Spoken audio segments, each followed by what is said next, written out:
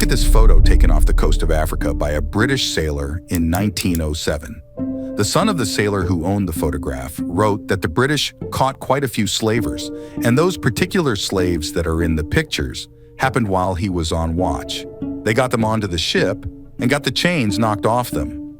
They then questioned them and sent a party of Marines ashore to try to track the slave traders down.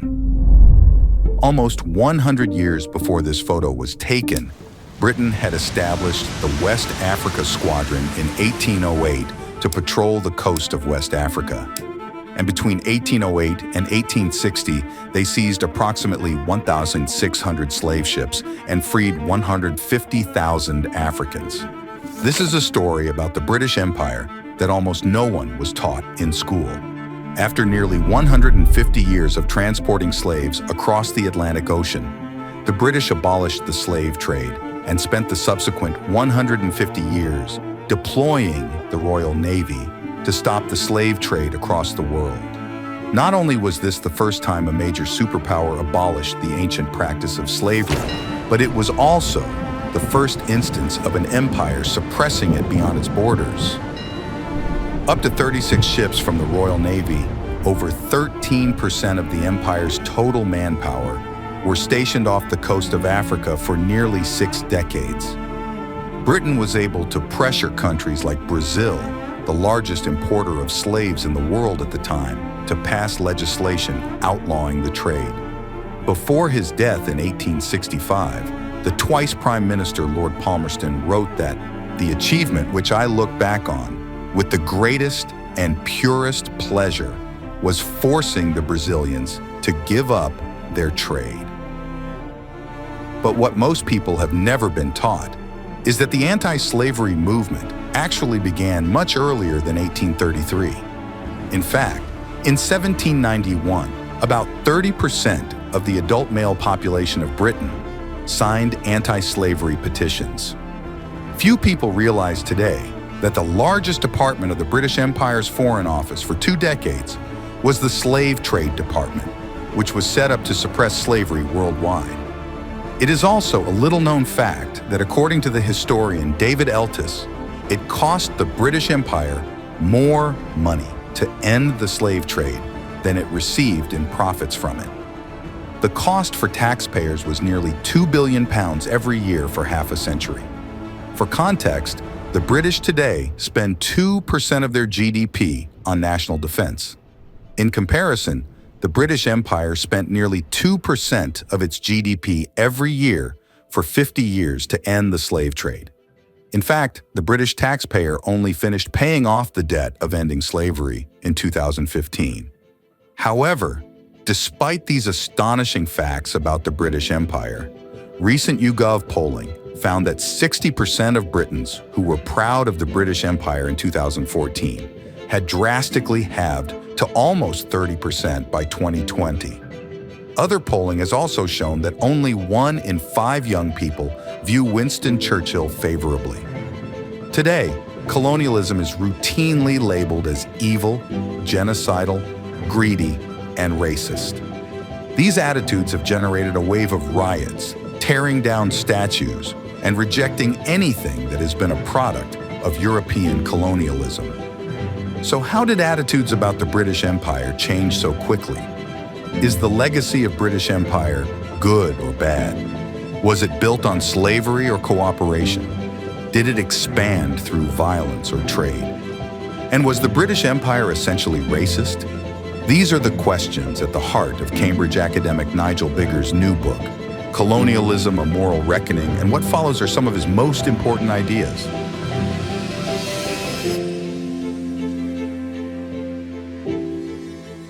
Chapter 1. The Origins of the British Empire. Certainly, as far as the British Empire goes, to be completely inadequate to describe it as driven by either the simple lust to dominate or greed. Before asking whether the British Empire was evil, we first need to consider how a small European island at its peak controlled nearly a quarter of the world's landmass. So why did Britain choose to colonize? Well, like many complex movements, there was no single motivation that drove the British Empire. For example, Britain began expanding when the Kingdom of Wessex sought to secure its borders in response to Danish and Welsh invasions.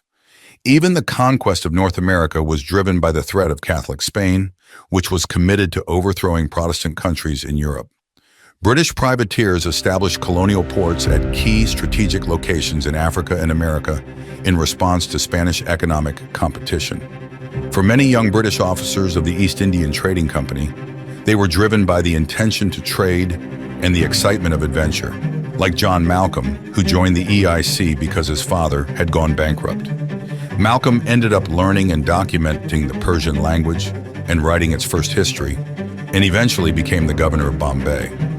Governor Malcolm, like many others in the British Empire, was motivated by a desire to escape poverty, earn a living, and study other cultures. In fact, British colonialism was mostly supported by mutual cooperation with local populations. For example, the EIC secured trading ports in India, and after hiring and training Indian troops, developed small colonies. Many Indian rulers actually paid the British military to protect their kingdoms against other native rulers who began giving land to the British as payment.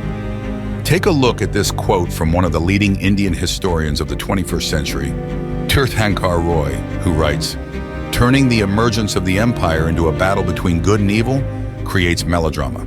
It invites the reader to take sides in a fake holy war. But if good soap opera, it is bad history. The empire was not an invasion. Many Indians, because they did not trust other Indians, wanted the British to secure power. They preferred British rule over indigenous alternatives and helped the company form a state. The empire emerged mainly from alliances. It emerged from lands ceded to the company by Indian friends, rather than lands it conquered. The company came to rule India because many Indians wanted it to." Interestingly, it was the British who were keener in documenting the culture and languages of Persian, Hindu, and Bengali people than the locals. For example, the EIC officer Warren Hastings pioneered the revival of the Indian Sanskrit. But if the British Empire expanded through cooperation with local rulers in India, what about Africa? Again, the British were motivated not just by one goal, but many. First, Britain wanted to stop the spread of militant Islam to protect trade with Uganda and Nyasaland. Second, Britain wanted to end intertribal warfare between kingdoms like the Zulu and Ndebele, which was a cause of human misery, slave trafficking, and trade disruptions. Third, as Lord Salisbury argued in the 1890 Anglo-German Agreement Bill, acquisition of land would stop the escalation of European nations going to war over local conflicts. Fourth, in places like Egypt, Britain was duty-bound to protect their investments in the Egyptian government, which was on the verge of bankruptcy. In fact, the colonial office did not want to directly govern Egypt because of the financial responsibility and burden of administration, the exact reason it declined the offer of exclusive control over Gladstone by the Ottoman Sultan. Fifth, as early as Sir Thomas Munro, the governor of Madras from 1819 to 27, Britain saw its role in many of its colonies as the precursor to self-government. This reality was made pertinent after the American War of Independence, which saw Canada, Australia, New Zealand, and South Africa granted the status of self-governing dominions. As Biggar points out, there was no single set of motives that drove the British Empire. It was a collection of reasons which differed between trader, migrant, soldier, missionary, entrepreneur, financier, government official, and statesman. These ranged from the aversion to poverty and persecution, the yearning for a better life, the desire to make one's way in the world, the duty to satisfy shareholders, the lure of adventure, cultural curiosity, the need to make peace and keep it, the concomitant need to maintain martial prestige, the imperative of gaining military or political advantage over enemies and rivals, and the vocation to lift oppression and establish stable self-government. But what about slavery? Wasn't the British motivated by the benefits of buying, working, and selling slaves? Chapter 2. The British Empire and Slavery.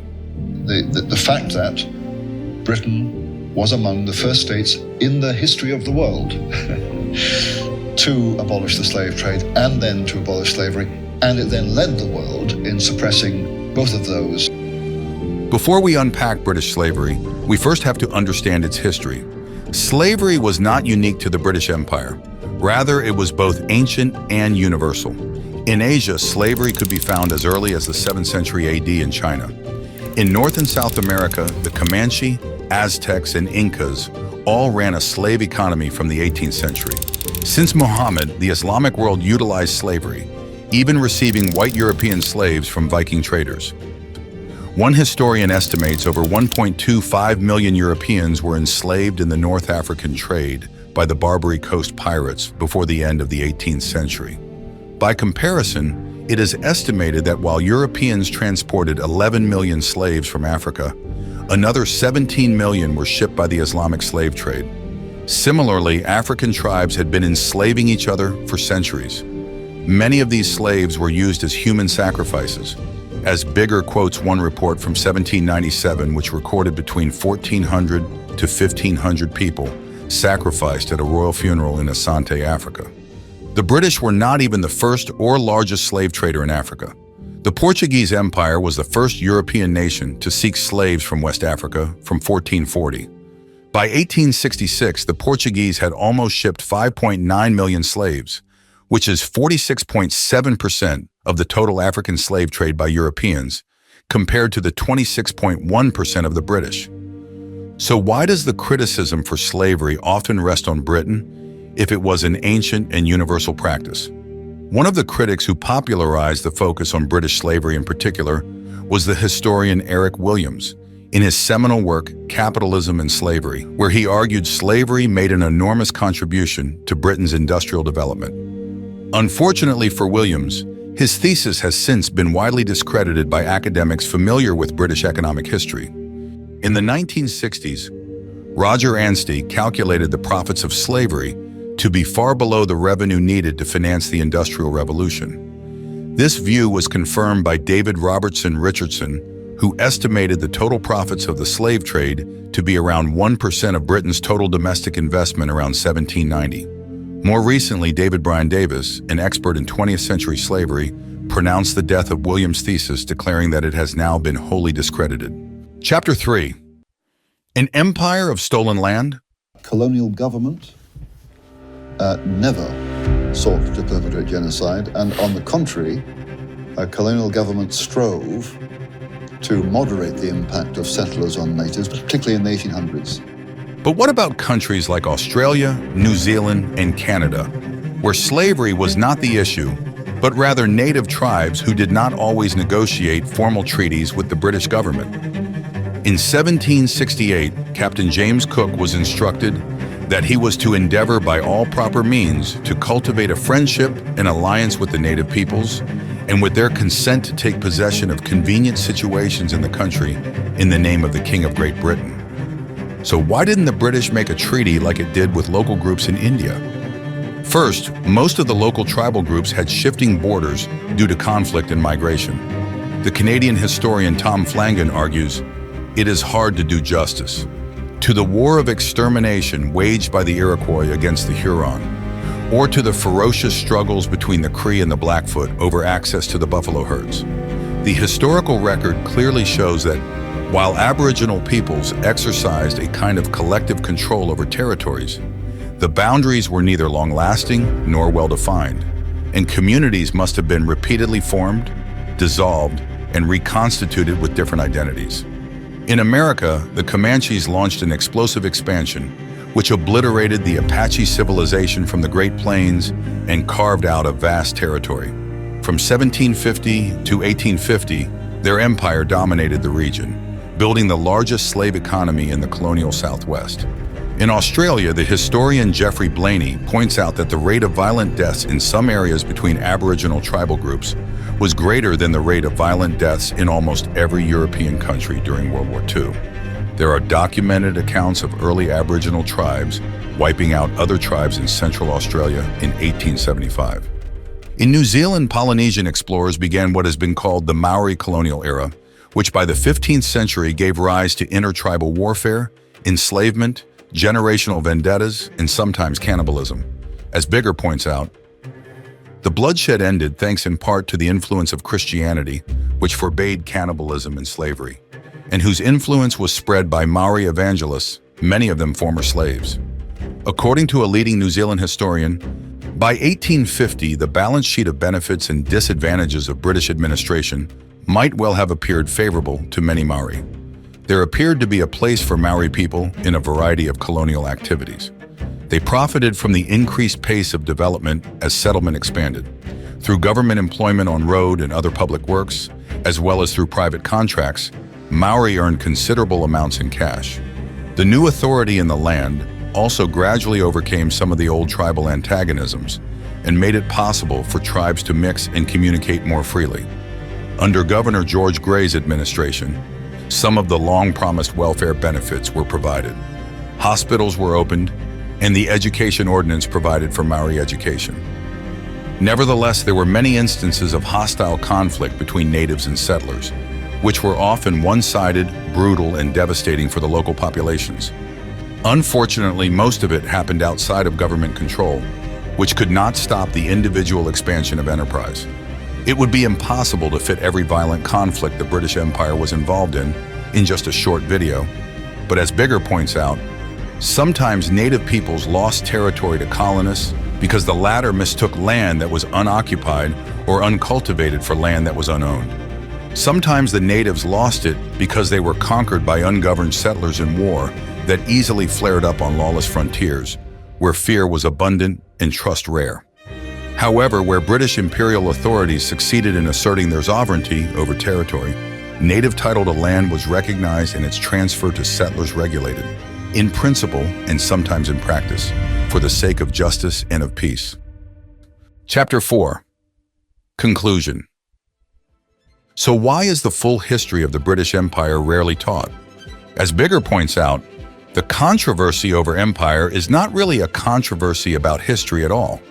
It is about the present, not the past.